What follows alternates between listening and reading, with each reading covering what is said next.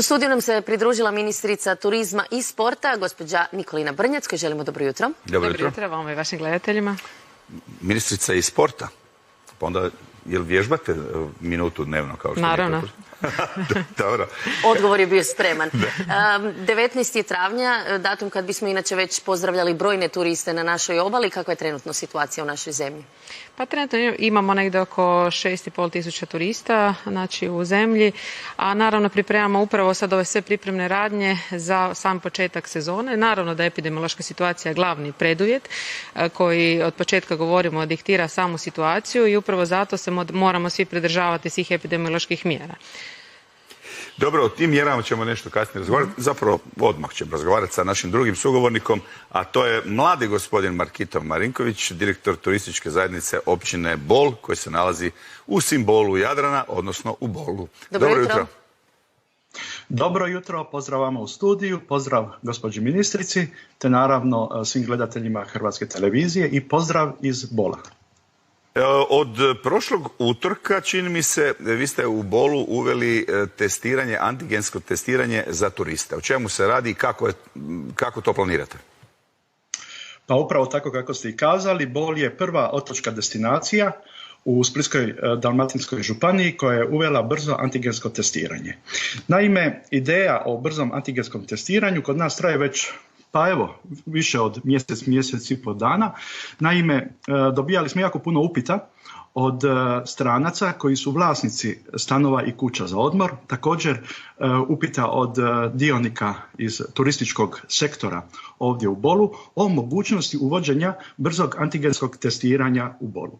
I mi smo se samo organizirali i zajedno sa ordinacijom opće medicine ovdje u Bolu od prošlog utorka, odnosno srijede, počeli smo odrađivati prvo antigensko testiranje, tako da je već prošlog tjedna odrađeno 5 antigenskih testova. Za ovaj tjedan je već također izvršena narudžba sljedećih nekoliko testova i važno je napomenuti da ovim činom koji smo napravili, mi smo u biti gostima, turistima Bola uštedili vožnju do Supetra i nazad, odnosno 78 km vožnje automobilom. Punkt je za sada u ordinaciji opće medicine tu u centru mjesta, međutim po potrebi liječnik će odlaziti na teren, odnosno u hotel, ako se formira veća grupa turista koje je potrebno odraditi antigensko testiranje prije odlaska. Zlatni rat, simbol Bola, naša velika plaža na kojoj smo svi jako ponosni, očekuje sigurno i ove godine brojne turiste. Hoćete li tu imati neke posebne epidemiološke mjere? A naravno, plaža Zlatni rat, osim što je prepoznatljivi simbol Bola, otoka Brača, naravno i hrvatskog turizma, po svim epidemiološkim mjerama i poštivanjem svih epidemioloških mjera u jednom trenutku može primiti maksimalno 2.500 turista.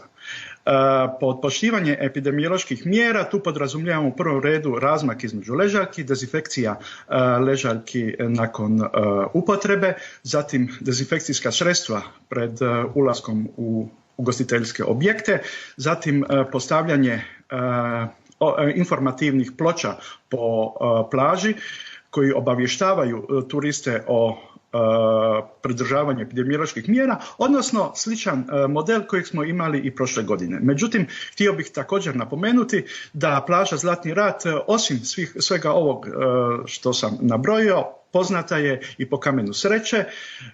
To je jedan mali detalj jer ko nađe kamen sreće na plaži Zlatni rat, sreća će ga pratiti cijelog života. Ja tražim već 45 godina. Pa sretno. Pa sretno, da. A inače, Markito, tražit ću i od sljedećeg tjedna kod vas u Bolu također kamen sreće na Zlatnom ratu. Pa da ćemo to sad baš javno ovako u emisiji i nećemo. Pa zašto? Evo, da pohvalimo malo i naš Bol lijepi. No dobro, ministrice, što kažete vi na ovu inicijativu iz Bola? Hoće li se slične stvari raditi i negdje drugdje? Pa inicijativa iz Bola prati upravo naše početne korake. Dakle, mi smo okupili direktora svih regionalnih turističkih zajednica da i zamolili da stupe u kontakt sa njihovim lokalnim zavodima i naravno s njihovim epidemiolozima, upravo s ciljem da vide gdje bi to mogli biti dodatni punktovi, da nisu samo punktovi za testiranje na graničnim prijelazima, zračnim lukama, u marinama, već da vidimo sve ono gdje bi bilo dodatni potrebni punktovi, a to oni najbolje sami znaju prema broju turista koji su bili prošle godine. I upravo se krenulo u tom smjeru. Mi ćemo danas imati također i sastanak popodne sa svim direktorima regionalnih turističkih zajednica da vidimo što su napravili. Direktor regionalne turističke zajednice Splitsko-dalmatinske županije će imati jednu i prezentaciju, s obzirom da su napravili jedno digitalno rješenje upravo koje bi trebalo olakšati samim turistima kako što lakše mogu naći taj dodatni punkt. Evo i Turistička zajednica grada Zagreba je prema svim našim uputama među prvima, odnosno prva napravila jedan takav prijedlog svih punktova i ono što je najvažnije za turiste da imaju i vikendom, s obzirom da znamo kada se oni vraćaju svojim kućama, dakle da se omogući im i vikendom testiranja. Naravno, potrebno se je ranije samo najaviti i omogućit će se testiranje na određenim mjestima što su javno dostupno na našoj stranici Safe Stay in Croatia. Dakle, mi smo pokrenuli projekte već krajem prošle godine. Upravo zašto? Zato što smo gledali što je najvažnije što turist traži. On traži sigurnost. I krenuli smo s razradom projekta Safe Stay koji je detaljno raspisao sve epidemiološke mjere i standarde za sve dionike u turističkom sektoru.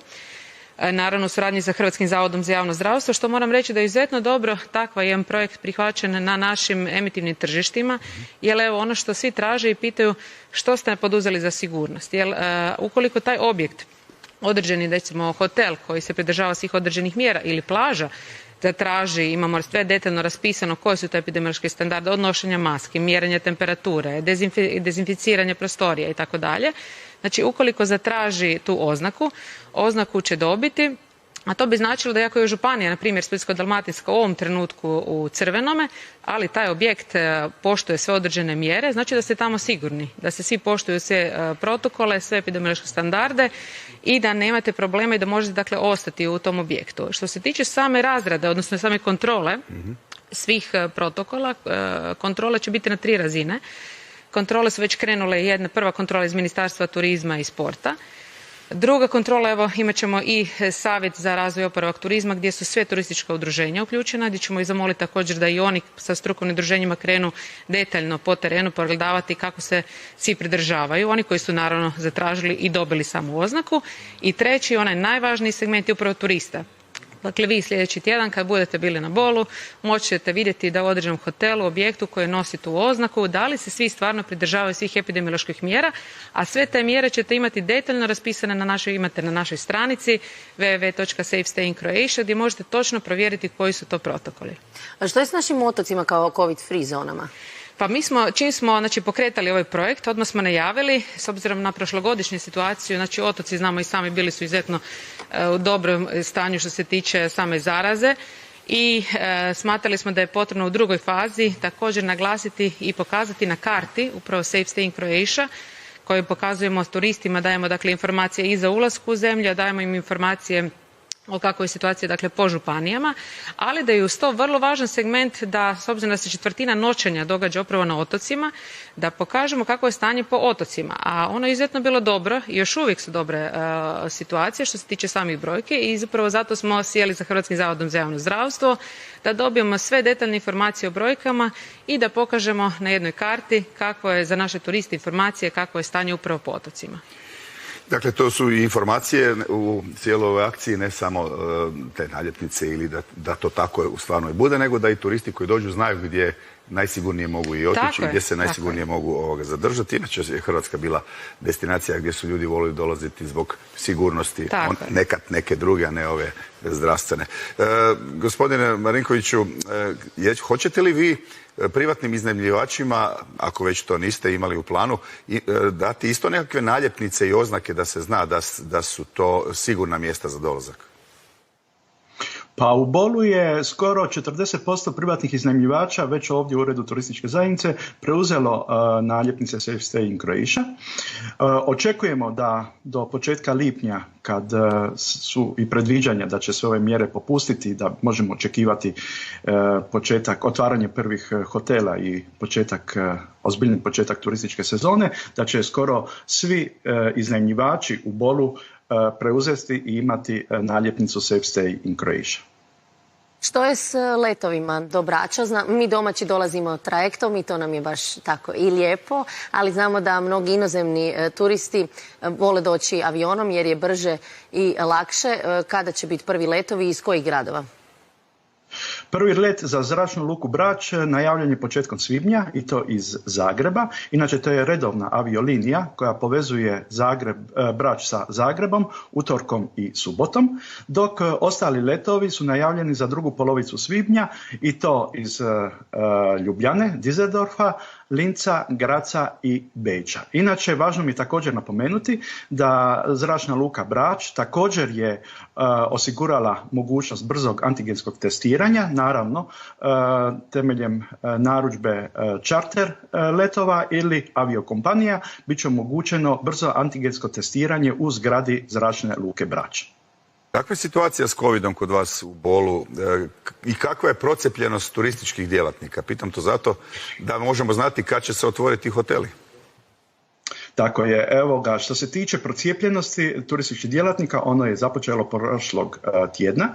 Inače, mi očekujemo do kraja svibnja, odnosno početka lipnja, pa nešto više od 50% procijepljenosti domaćeg stanovništva. To je visoki stupanj procijepljenosti. Inače, prve hotele se misle otvoriti sredinom svibnja, dok ostali krajem svibnja. Naravno, sve ovisi o epidemiološkoj situaciji i popuštanju ovih trenutnih epidemioloških mjera.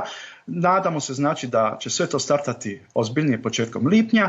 Mi smo prošle godine ostvarili 38% turističkog prometa iz 2019. godine.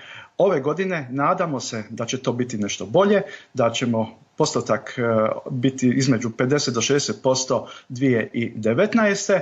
I to nam naravno ulijeva optimizam svima nama ovdje u turizmu, naročito domicilnom lokalnom stanovništvu koji žive od turizma tijekom cijele godine. Hvala lijepa. Markito, i puno uspjeha u predsezoni koja evo počinje i onda kasnije i u sezoni. Čujemo se, siguran sam, nekom drugom zgodom kada Bol opet dobije silne nagrade kao i do sada. Hvala vam i doviđenja. Vidimo se u Bolu. Vidimo se u Bolu. Ministrice, što je s cijepljenjem djelatnika u turizmu? Rekli su da će biti prioritetna skupina, ili se možda počelo već s cijepljenjem ili se to čeka, trebalo bi sada? Pa ovako, kao što ste čuli, negdje se izgledajući počelo, međutim mi smo dogovarali sa svim našim strukovnim udruženjima još prije nekoliko mjeseci da vidimo, s obzirom da je cijepljenje na dobrovoljnoj razini, da vidimo koliko je uopće zainteresiranih. To je otprilike tim prvim anketama bilo 70%. I sada smo prije 20 dana počeli detaljnije prikupljati prema samim udruženjima koji su to zainteresirani djelatnici koji bi se cijepili. Ti podaci idu direktno prema njihovim regionalnim zavodima za javno zdravstvo i tako će se i organizirati samo cijepljenje po županijama. Sad, da li će to negdje biti po hotelima kao što inače hotelijeri recimo cijepe i protiv gripe, organizirano u određenim hotelima, ili će to biti po sportski objekti, odnosno sportske dvorane, to je sve stvar na dogovoru na regionalnoj, na županijskoj razini. Ali smatramo da je to izuzetno važan korak, ne samo zato da pokažemo da smo sigurna destinacija, nego upravo zato što je teško brojiti kontakte daljnje, a znamo da su turistički djelatnici u direktnom kontaktu sa nebrojenom populacijom, bilo domaćom, a bilo i stranim turistima. Stoga da je važno izbjeći nova žarišta moguće. Nego vas za kraj pitamo za planove, za sezonu i pripreme, samo nismo vas pitali za ovo testiranje koje će biti kako u Bolu, tako vi planirate drugdje. Ko to financira? Dakle, mi smo izdvojili sa stavke Ministarstva turizma i sporta 20 milijuna kuna. Tih 20 milijuna kuna će se preseliti, znači transferirati, odnosno preraspodijeliti Ministarstvo gospodarstva, odnosno robnim zalihama. Robne zalihe obavljaju javnu nabavu samih antigenskih testova. Testovi će se dalje onda distribuirati od Hrvatskog zavoda za javno zdravstvo prema regionalnim razinama. Po potrebama, dakle po samim projekcijama, upravo zato smo krenuli u pripremama za turističku sezonu, prvo da vidimo te punktovi, koliko je to punktova radi timova koji trebaju biti, znači ne može samo jedan čovjek to odrađivati. Dogovorili smo sa Hrvatskim zavodom za javno zdravstvo i edukaciju na terenu, tako da naravno može biti, falilo i prošle godine ljudi, tako da ove godine budemo u potpunosti spremni u pripremama za sezonu, dakle da imamo ljude koji će znati to i uzeti bris, da imamo ljude koji će znati odraditi, znači svu onu papirologiju koja vam je potrebna pri povratku, odnosno pri prelasku granice. Znači to su sve one pripremne radnje koje se održavaju za ovu sezonu. Znači turisti sami neće snositi nikakve troškove? Znači ono što smo i razgovarali, dakle sam trošak antigenskog testiranja će biti simboličan. To će se odrediti kad vidimo, znači s obzirom da će se naručivati velike količine antigenskih testova, kako i za domaću populaciju, tako i za turiste. tako da će se prema tome koliko bude nabavna cijena odrediti koliko je ta simbolična cijena koja će pokriti, odnosno sam turista. Pa dobro, evo, sigurno ćemo se još vidjeti kad dođe onaj trenutak pred samu sezonu. Ja se nadam da će i prijevoznici, ovi koji su dosta bitni, kako trajektni, tako katamarani, željeznice, autobusi isto biti. Jesu, i oni su ušli također i u tu jednu prioritetnu skupinu, jer to treba objediniti, dakle, s obzirom mi smo prikupili, dakle, sve podatke po županijama. Mi smo spremni prema onim informacijama iz Hrvatskog zavoda za javno zdravstvo, kreće se ovaj tjedan u to takozvano masovnije cijepljenje, što je nama izuzetno bitno da spremni dočekamo sam početak. Dobro. Sretno nam svima. Da. Hvala vam lijepa. Hvala vama. ministrice. Hvala vama.